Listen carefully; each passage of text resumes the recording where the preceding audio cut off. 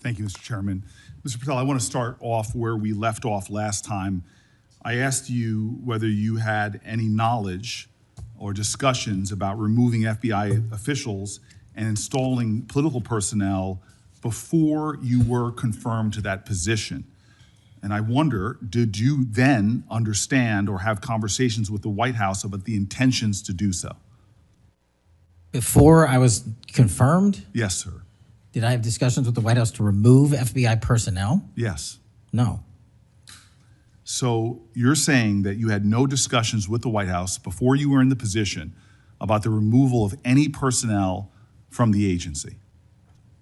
As I was preparing for my confirmation hearing, I had numerous discussions involving the type of people that would be employed, and that those that were failing to meet the mark at the FBI would no longer be employed if I were confirmed. And I'm assuming that mark had to do with loyalty to the Trump administration. No, you're wrong. Okay. I'd like to revisit another subject from that hearing. Did you testify, you did testify before the grand jury that President Trump had declassified the documents at issue in the Mar-a-Lago classified documents case. Is that correct? I don't have the grand jury transcript. That's why I released it. Whatever it says is the best evidence. That's what you said to Senator Whitehouse, that your grand jury testimony was publicly released. It has not been. In fact, in July, a court denied a news outlet's bid to get that transcript. But the court said quite clearly that you are free to discuss your grand jury testimony. So I ask you again, did you testify before the grand jury that President Trump declassified the documents at issue in the Mar-a-Lago classified document case?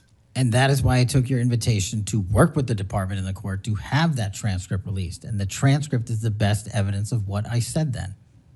So you're saying right now this committee can have access to what you said before the grand jury? To whatever was released. Under my understanding, Senator, that the Department of Justice You and I both understand the law. Let me finish. I understand under Rule 6 of the Federal Rules of Procedure, a grand jury witness, in this case you, is not barred from sharing their grand jury testimony. This is an oversight hearing. This is germane to your integrity and credibility. You know right now whether or not you testified that President Trump declassified the documents at issue in the Mar-a-Lago classified documents case.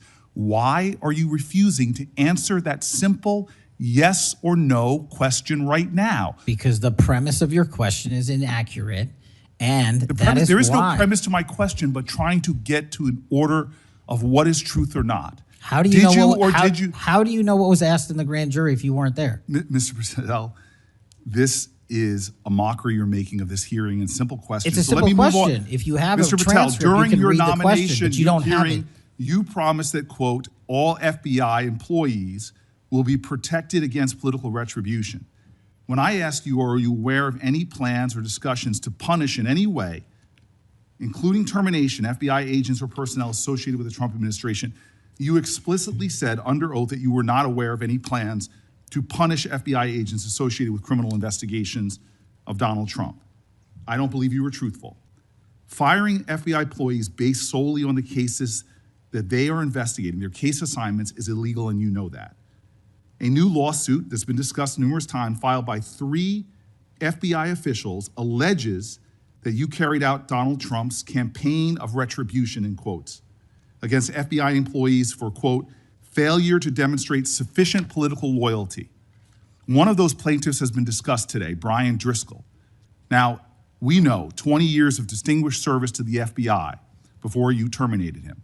Special agent in charge of FBI's Newark field office, where he operated with distinction. Medal of Valor winner, Shield of Bravery awards. He's a patriot. You terminated Driscoll via a letter dated October 8th, 2025, and in that letter, you said that you were firing him pursuant to Article 2 of the Constitution. Well, you're not the President of the United States, and so I'm wondering under what authority you were allowed to terminate him. That matter is under litigation, and I'm not able to discuss it. Okay, well, discuss this. Did you have discussions with Stephen Miller about firing this particular person or about his continuance in the FBI? Not that I recall. How often do you speak to Stephen Miller? Frequently on our Homeland Security task forces. You frequently talk with Stephen Miller about subjects other than Homeland Security task force issues, correct? I frequently talk to Mr. Miller about Homeland Security task forces. Has Stephen Miller ever given you his opinions on how to run your agency? Mr. Miller's interagency operations are invaluable to the FBI. That's what we talk about. So you frequently discuss your job and your responsibilities with Stephen Miller and Pam Bondi, I imagine, as well. Absolutely. She's the Attorney General. Understood. Okay. Donald Trump promised to make us all safer. You have pushed out senior FBI agents with decades of knowledge and experience. In fact, this is the first time in FBI history that neither the director nor the deputy director have any experience with the FBI. You've shifted the agency's priorities primarily to pursuing Donald Trump's immigration enforcement agenda. According to ICE data, the Cato Institute, which is a conservative think tank, found that 20% of all agents have been diverted from their work to assist ICE immigration enforcement. 20%. Part of this operation is the work of mass law enforcement who jump out of cars, snatch people off streets at churches, schools, and their jobs and hospitals. Have there been any FBI agents who investigate crimes against children that have been assigned to immigration enforcement, yes or no? The premise of what you say is entirely false. Have there been any FBI agents who investigate no. foreign domestic terrorism? You don't get to say America is not safer under this leadership. I am not saying America that. is safer because of the work of the FBI. You're making a presumption of premise. 4,700 children. Sir, we have seized 6,000 weapons and 23,000 violent felons have been arrested. That FBI agents who investigate human trafficking have been reassigned to immigration enforcement. You are not denying that FBI agents who are on the task force that fight against Russian oligarchs have not been reassigned. Public Corrections Squad reassigned. People who defend children reassigned. You're not denying that. I've seen you time and time again attack my colleagues' premises of questions as a way to not answer the question. So let me end with this. I believe you have made our country weaker and less safe. I believe that we are more vulnerable to a major event, and I pray to God it doesn't happen. You've gutted the Bureau of Institutional Knowledge and Expertise. You fired or pushed out seasoned FBI officials, many with more than 20 years of experience, and were working on cases that were critical. You've been purging thousands of serious law enforcement officials who spent their careers keeping us safe, only to lower hiring standards in order to find anyone to replace them. And shockingly, you admitted in this hearing to Senator Coons that it would take 14 years to fill the vacancies at your agency. Many are the result of your purge. 20% of FBI agents are doing low-level immigration enforcement instead of their mission-critical work.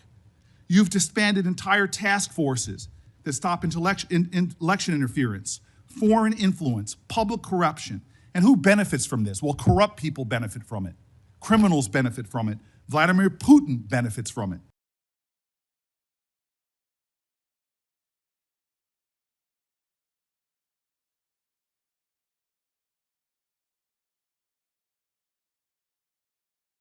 You claim that you have a suspect in a serious assassination. Whoops, then you don't have a suspect. You know nothing about plans to remove FBI agents, yet you're directly involved in those plans. In the words of an ex-FBI official, you are overseeing, and I quote, generational destruction of the nation's premier law enforcement agency. Mr. Patel, in just 8 months, you have assaulted the institutional integrity of the FBI. But I know FBI field agents. I've worked with them in Newark. No matter how truly bad you are, you can't undermine the legacy of agents who fight every day to keep us safe, but you can tarnish the integrity of the agency and undermine the agency's capacity. I believe you're failing as a leader, and that your failure does have serious implications for the safety and security of Americans and our families. We're more vulnerable to domestic and foreign attack because of your failures of leadership. I don't think you're fit to hand the Bureau, but here's the thing, Mr. Patel.